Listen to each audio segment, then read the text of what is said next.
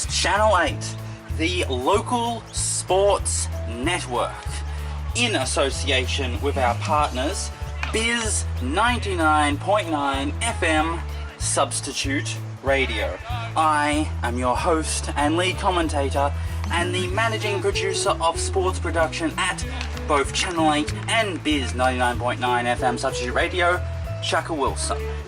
Today we are going to be watching day 2 of the 2-day clash between Diamond Creek and Riverside. This is round 10 of the Barclay Shield in the 2017-18 season. Today is the 17th of February and we are here at the beautiful oval of Coventry Oval in Diamond Creek. So I, as Chukka Wilson, welcome you to this broadcast.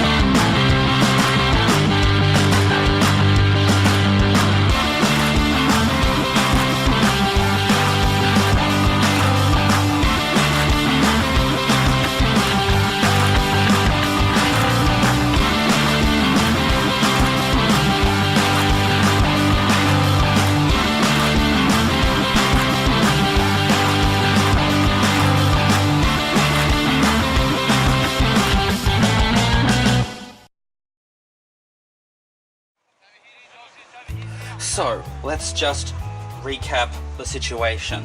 So this is Diamond Creek versus Riverside, the day 2 game of round 10 in the Barclay Shield of the 2017-18 season, which of course means that today is the 17th of February 2018, and we are here at the Coventry Oval in Diamond Creek.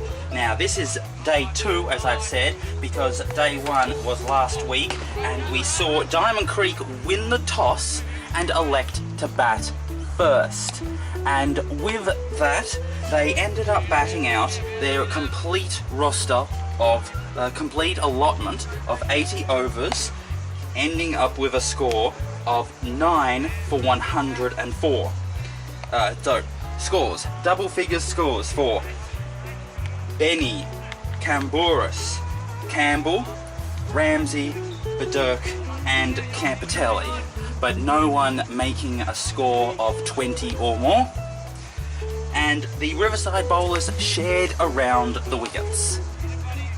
So, 2 for Salm, and then 1s for Knox, Gibbs, Villani, Austin and Gedge.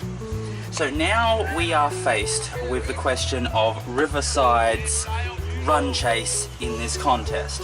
As you can see right now, Diamond Creek are practicing their fielding drills, and over at the Coventry Oval nets, the Riverside opening batsmen are having a hit getting themselves ready. So the question of this game is going to be, what will Riverside's run chase look like? Because that will tell us the context from which this match will proceed, because 104 is not a very large total, and so it could be reasonably expected that Riverside would be able to chase down these runs by about lunchtime if they bat it at a normal run rate. And so then there's the question of the variables. One is that Diamond Creek put up an excellent bowling performance. This game tends to droll on a bit more, and Riverside are only able to score the winning runs after 60 or 70 overs, at which point there's not enough time left in the game for anything else to happen, and so the game will be called off early with the rest of the overs not happening.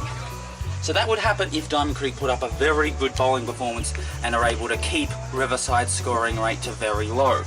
Now, there is a possibility, very narrow, but there is a possibility that Diamond Creek could put up such a mesmeric bowling performance that they could bowl out Riverside ahead of time, and so they end up actually winning the game. But that would be absolutely amazing. Not only would it take, because the target is so low, which means you just have to take wicket after wicket after wicket without conceding many runs and just being absolutely on top of the Riverside batsmen permanently.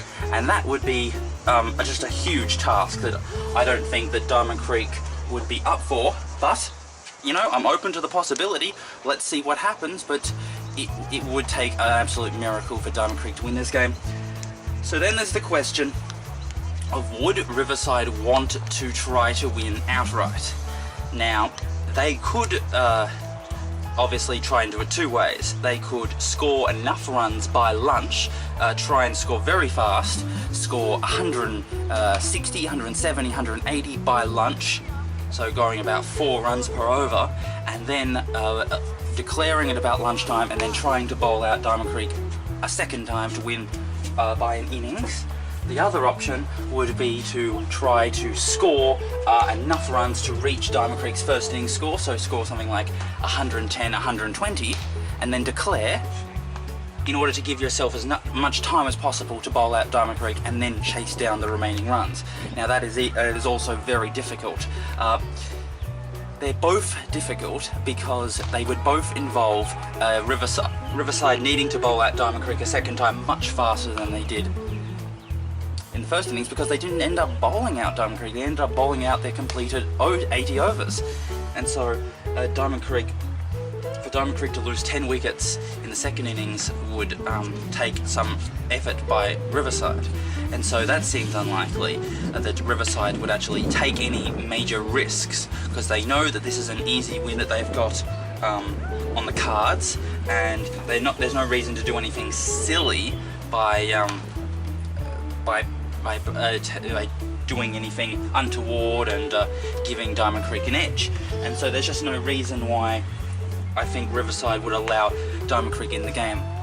Probably the most conservative and boring and safest thing to do, and also the most likely thing that they will do, is that they will just try to win the game and then they'll bat it out and then the game will be over.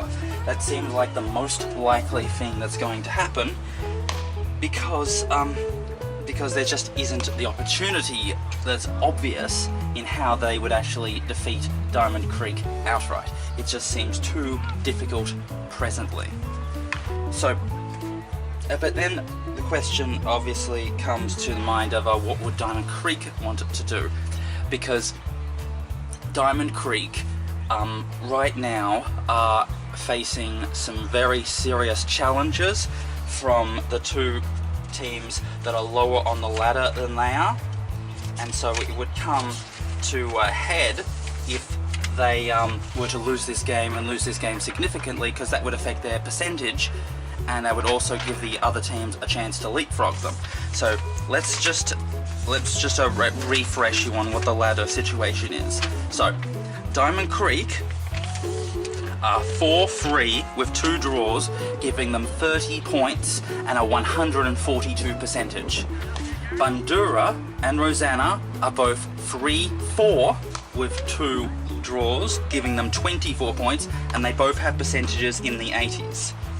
Now, later on in the pre-game show, we'll talk about what Bandura and Rosanna are doing right now, but for now, it's a 6 points for the win, which means if Bandura or Rosanna win their game, they would be equal to Diamond Creek, and then if Bandura or Rosanna were to win an outright game, they would leapfrog Diamond Creek The other thing would be if Diamond Creek lose this game significantly and their percentage of 142 is deeply cut into, and if Bandura or Rosanna win a gigantic game by a monumental score, they could start, those two percentages of 142 and 88 could start to converge, and the possibility of actually trying to overtake Diamond Creek on percentage might be possible, but it would still be an outright, an amazing performance, an amazing set of occurrences if that happened.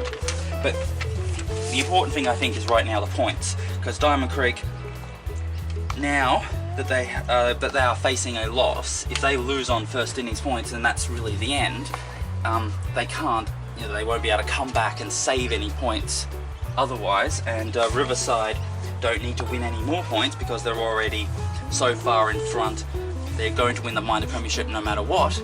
So Riverside have no stake in continuing this game for the second innings, and Diamond Creek have no interest in continuing this game for the second innings unless something miraculous happens in the first session where Riverside suddenly find themselves on the ropes. But short of that, Diamond Creek would probably not want to continue playing. So the chances of Riverside simply chasing down the runs and that's the end of the game is very reasonably likely. And then it just, because the game will not continue, it allows Bandura and Rosanna to start plotting about how they can overtake Diamond Creek and try to get the edge over them. So that gives you a sense of what the situation of this game is right now. So Diamond Creek are going to have to put up a magnificent defensive bowling performance to even allow this game to continue for any stretch of time, and then to actually try to win this game would just be the most monumental of feats. As for Riverside, they can probably play very conservative, defensive. They know that they have tons of time, they have all their wickets in hand. Each would, they're really just going to be able to control the game the way they want, because if there's a good patch of defensive bowling by Diamond Creek, well, Riverside players don't need to worry. We've got plenty of time left in this game. We can play out half an hour or an hour of very good defensive bowling where it's difficult to score, and we'll still be able to come back later on and win the runs in the next hour.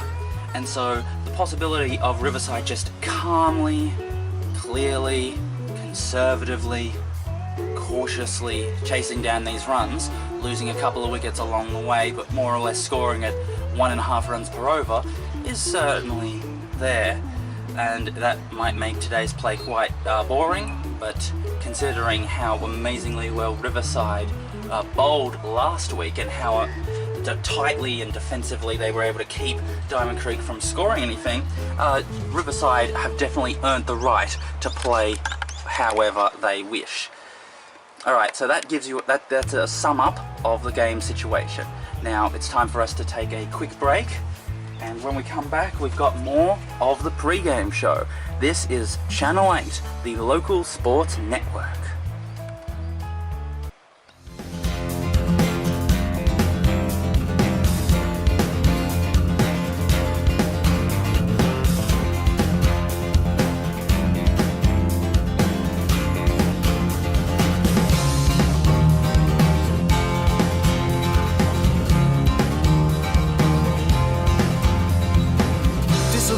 Broken, but your memory's intact. Well, it's running through your head like an explosion, and the smiles on all the faces of the children in the park are just a momentary loss of inhibition. Or you try to keep it all intact with bubblegum and twine. Well, it's bound to make a mess along the sidewalk, and a sticky wish is weaseled in the corner of your brain. Now it's time to let the weasel talk again. Oh, it's clear as mud and nearly twice as thick. It's out of reach and heavy as a brick. Well, it's quick to make a notion of your rubber bud emulsion, and it's getting so much louder every day.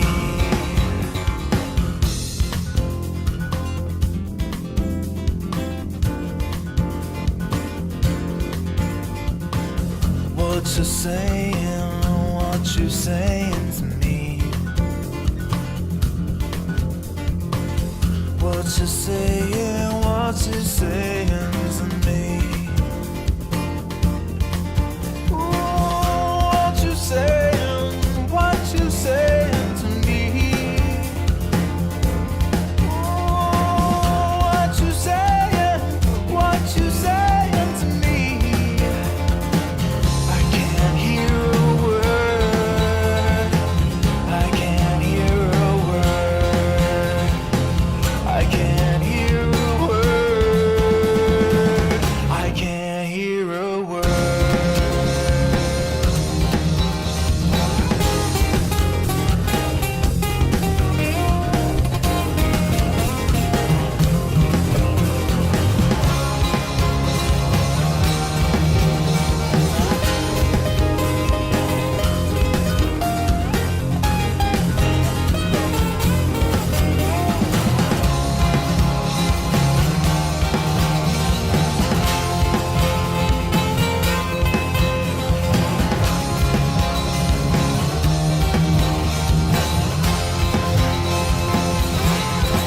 Oh, you amplify the music and you magnify the dots, and you blow up pink balloons when it's your birthday, and you look inside the glove box for a map when you are lost, but there is not a road sign leading me to you. Oh, I hear the words and nouns and verbs and conjugated forms, but they just never seem to quite make up a sentence. And the dictionary tells me where the words you say are from, so let me file it under I for incoherence. Oh, it's clear as mud and nearly twice as thick, and it's out of reach and heavy as a brick. Oh, it's quick to make a notion of your overgrown emotion, and it's getting so much louder every day.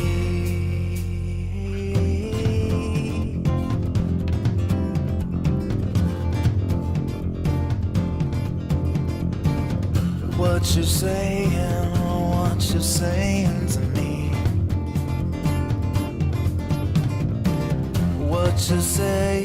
What you saying to me? Ooh, what you saying to me? Oh, what you saying to me? I can't hear a word, I can't hear a word, I can't hear a word, I can't hear a word.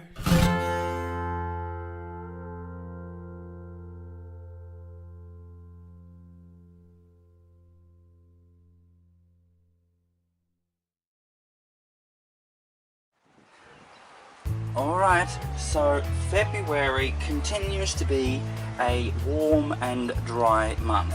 Now, earlier on in this season I complained that normally things start to get very hot in December and then January, but it tended to be very humid and involve a lot of rain.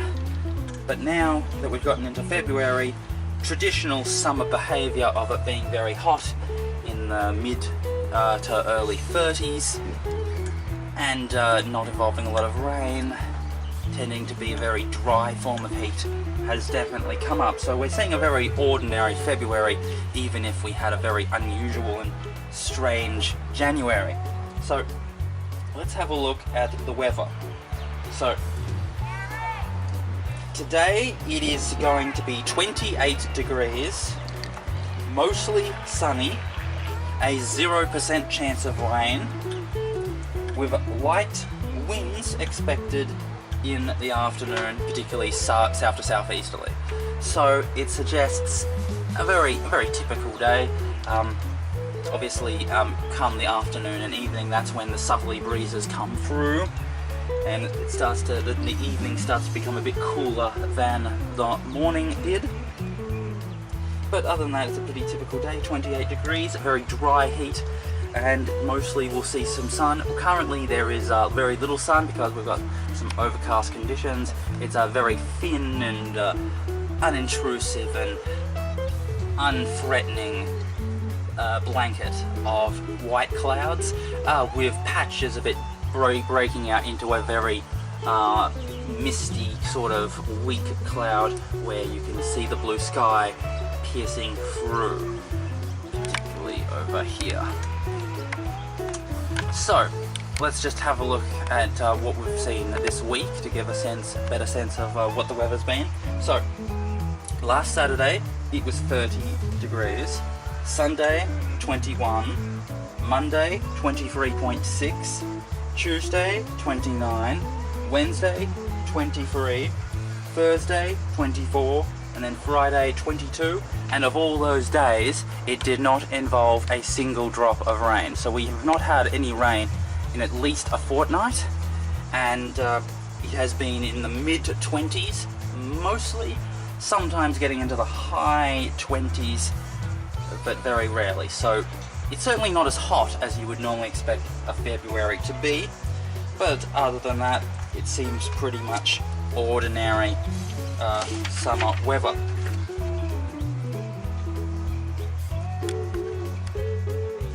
Okay, so now I told you that we're going to have a look at the other games that are happening in the Barclay Shield right now. So this is round 10 in the Barclay Shield of the 2017-18 season. We're into day 2, which means that day 1 has happened. So the two teams that need to be, the teams that we need to look out for, Bandura and Rosanna, are the two teams that are trying to get up to Diamond Creek, leapfrog Diamond Creek, and get into the top 4. So what Bandura and Rosanna do is particularly important if Diamond Creek are going to be defensive and hold on to their position in the top 4. And then if Diamond Creek was to somehow go on the attack and actually win enough games in order to get into 3rd place, then the team in question would be McLeod, because McLeod is in 3rd place. So if Diamond Creek are going to overtake McLeod, then McLeod have to lose and Diamond Creek have to win. And Diamond Creek have superior percentage than McLeod, so it would just be a question of points. So McLeod is on 34, and they only are ahead of Diamond Creek because they have won an outright game and Diamond Creek have not. So if Diamond Creek were to win this game and McLeod lose, then Diamond Creek would get up to 36 points and they would leapfrog and get into 3rd place because McLeod would be on 34. So those are the two things. McLeod for Diamond Creek to go on the attack to get 3rd place, and Bandura and Rosanna are the defensive ones to stick to the 4th place. Okay, so now let's have a look at the games that are happening. So let's start with Bandura and the Old Paradians. Bandura all out for 139 in the 63rd over. Sharma 35, Singh 26, Brewer 26 not out, and then double figure scores for Flint and Caracella. For the Old Paradian bowlers, Hennessy 4 for 22, 2 for 39 for Hua Wellang, and then 2 for Barber, and then 1s to Thomas and Harding. And the Old Paradians have, because they bowled out Bandura, have started their run chase and are 4 for 18 after 17 overs.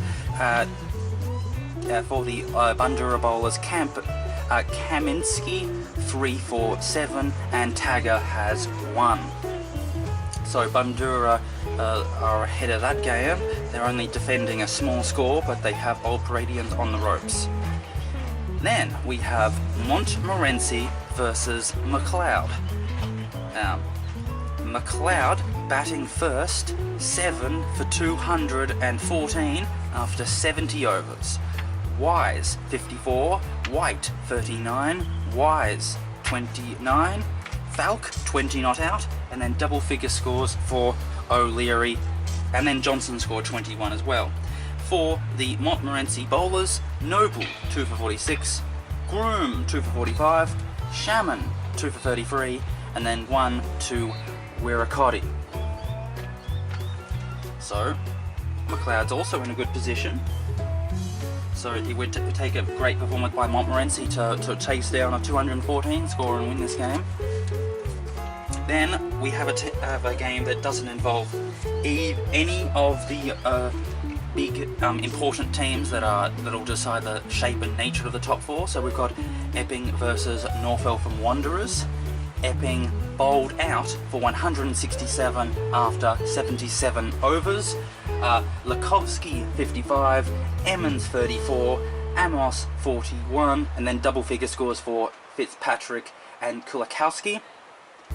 And then for the North Eltham Wanderers bowlers, we have 5 for 36 for Baker, Anderson 4 for 64, and then the other one was taken by O'Donnell. And in response, North Eltham Wanderers are none for 7 off 3. So that game, the result of that game will not determine anything significant about the ladder, but that is a game that's happening right now. And then the final game, a very important game, is Rosanna versus Lower Eltham. Lower Eltham batted first, all out for 81 in the 62nd over. Stanley, Fernando, Witcher, and Curtis. So Stanley, Fernando, Witcher all made double figure scores, and then Curtis made 21. For the Rosanna bowlers, McCallie 3 for 17, Pitch 3 for 17, Paolini 2 for 14, and then ones to Carlton and Almatra. In response, Rosanna declared 3 for 86 after 15 overs. Carlton 50 not out, and then double figure scores for Sheehan and Almatra. For the Lower Eltham bowlers, Fernando got 1 and Curtis 2 for 17. And in response, Lower Eltham are none for 10 in their second innings with a very small lead. So those are the results. It starts with an itch and a tingle, and then it builds and expands. And suddenly, all at once, my legs won't let me stand. I scratch till my fingers go numb, but my skin never bleeds. A silent accomplice waits and feeds when I'm asleep. There's something that lives inside me. I promise I never let it end. Oh,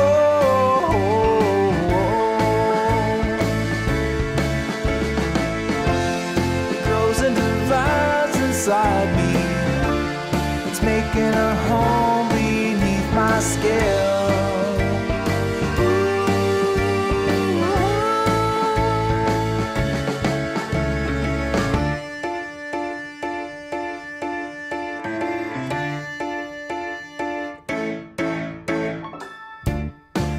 Have been buried deeply, the roots are in place.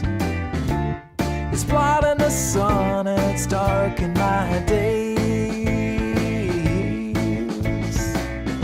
I've taken it all for granted, and now it's too late. There's nothing that's left to do but wait. Something that lives inside me. I promise I never let it end. Oh,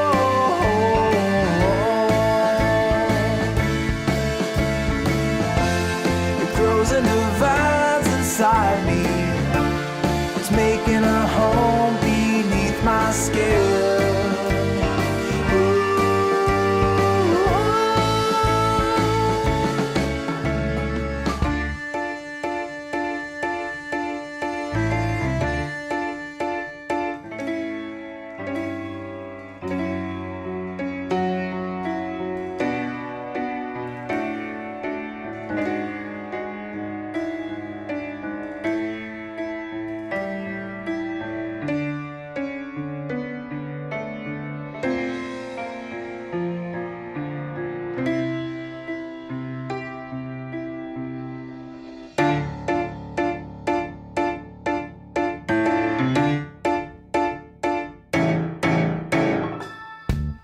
Starts with an itch and a tingle, and then it builds and expands.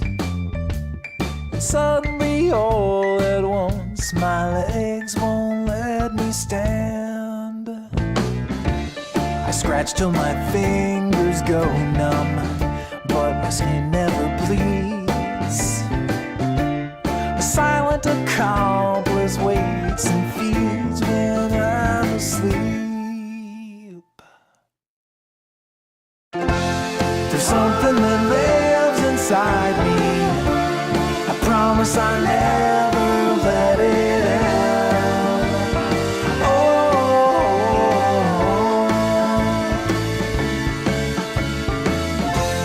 It grows and divides inside me. It's making a home beneath my skin.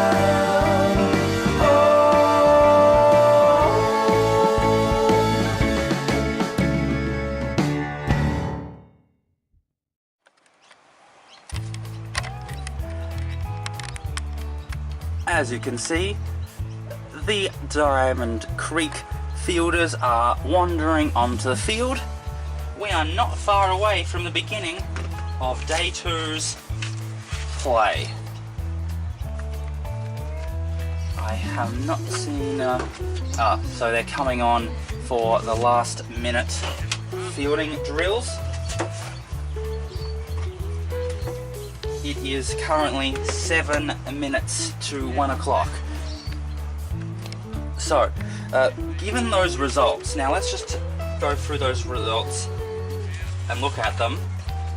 So, as I said, the important teams, McLeod have made a big score, and it will take a lot for Montmorency to chase it down.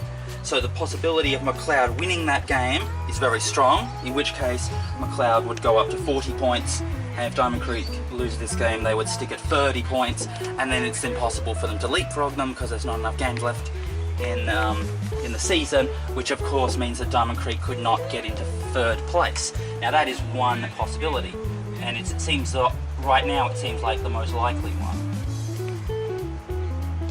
And then so considering the fact that it's very unlikely that we're going to see Diamond Creek go into 3rd place, the most interesting thing left is the defensive question: can they hold on to their spot in 4th place? And that involves Bandura and Rosanna.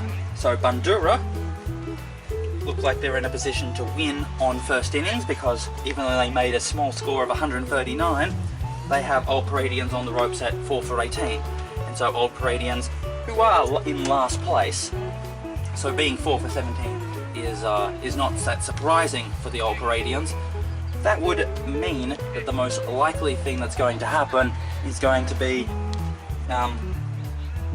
Bandura bowling them out for a score of less than 100, and then Bandura get first innings points, but there's not enough time left in the game to go for second innings. So Bandura would win, but they would be equal points with Diamond Creek, but because their percentage is much inferior to Diamond Creek, they could not get into the top 4 that way. But then it comes down to the final round of who will win what in the final round to decide who actually gets into the finals. And now the interesting one is Rosanna, because Rosanna bowled out Lower Eltham for just 81 after 62 overs, and then they just went on an absolute onslaught, scoring 86 after 15 overs, so just getting ahead, just getting that first innings victory and then immediately declaring. So they've obviously decided that the opportunity to win outright is not going to be through an innings victory, it's going to be through chasing down whatever Lower Eltham set them in a second innings run chase. So very, very fast, going at about 6 runs an over almost, in order to try and win first innings points as soon as possible in order to go for second place. And as you can see now, the Riverside batsmen are coming out.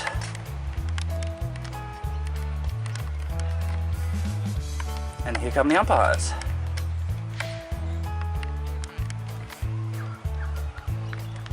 And a last minute huddle for Diamond Creek before they walk onto the field.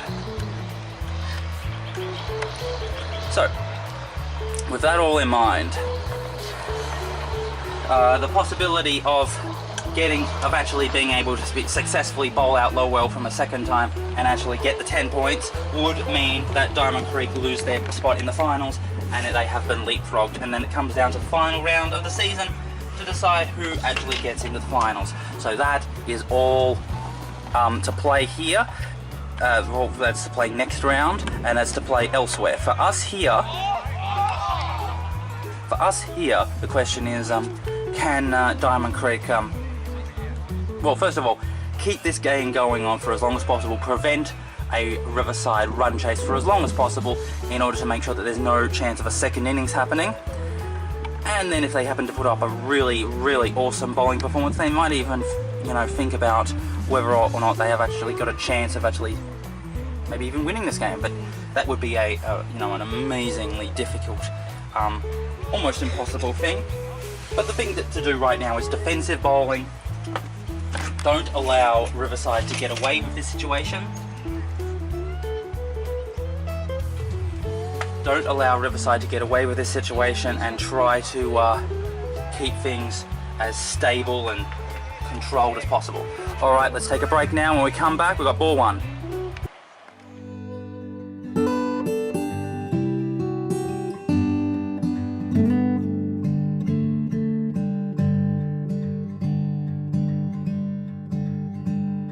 The TV man spoke of death on some coast. I saw the crumbling debris. It dealt me a blow, but I'm thankful to know that it could never happen to me. I am standing on motionless land, a constant under my feet. I've got four walls and a roof overhead. It could never happen to me. I feel for the poor folks who wander the streets in search of their daughters and sons. It's sad there are people with nothing to eat, but I'm thankful I'll never be one.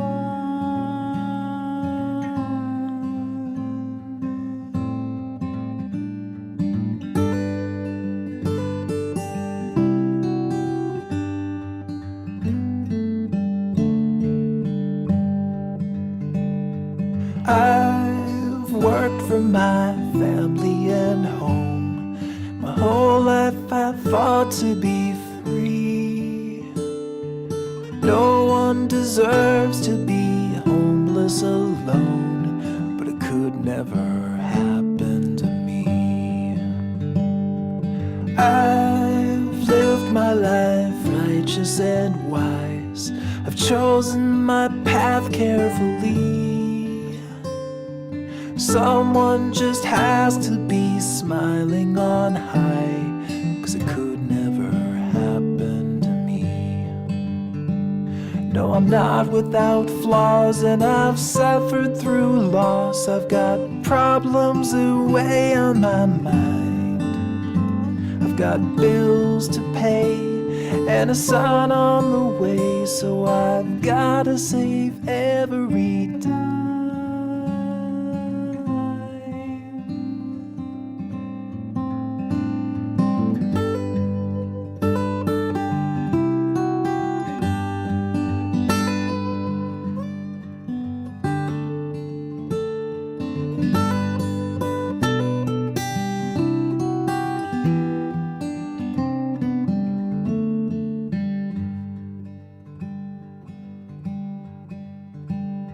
These things always happen so far from my door, as if tragedy lives overseas.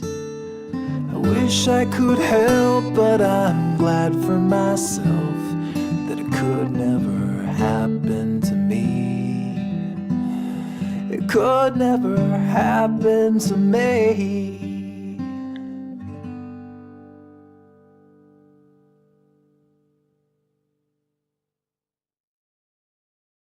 Barely breathing in the middle of the end.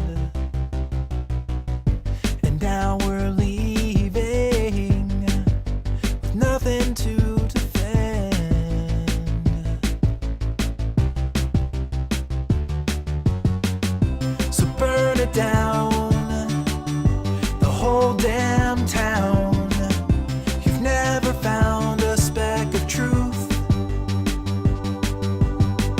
After the flames, when the fire wanes, nothing remains but you.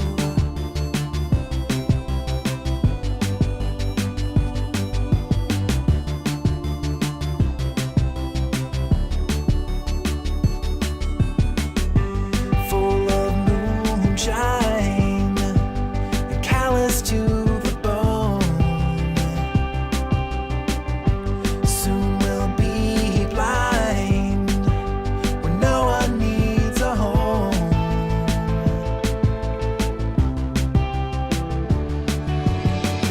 So burn it down, the whole damn town. You've never found a speck of truth. After the flames, when the fire wanes, nothing remains but you.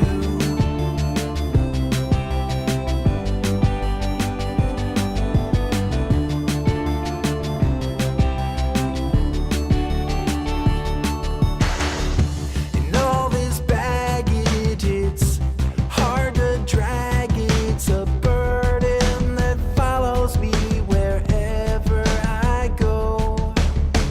It's a heavy load when the only roads, they all lead to the same destination.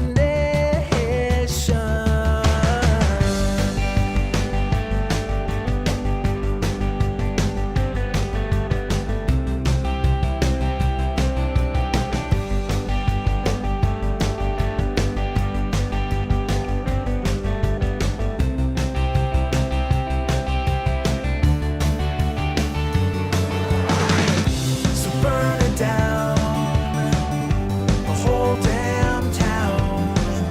You've never found a speck of truth.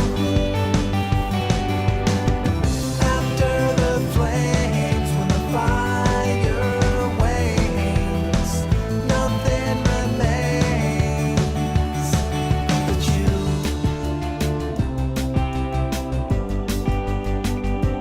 But you.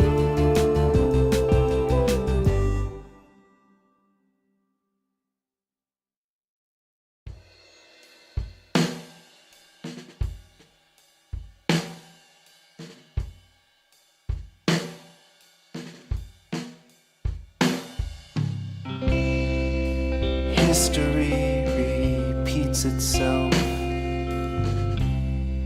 in the patterns in the stone.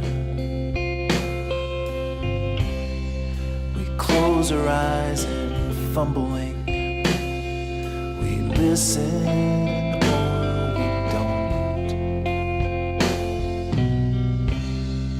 The anchor man is babbling, and the weatherman's a liar.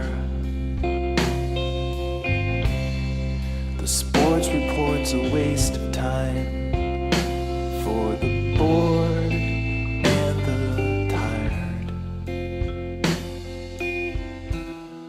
And the past is all we talk about, 'cause it's all we've ever known. I won't go back to the simple life in the comfort of the womb.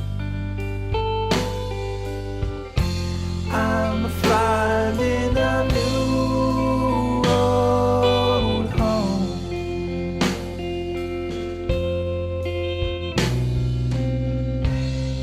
If I'm late for my own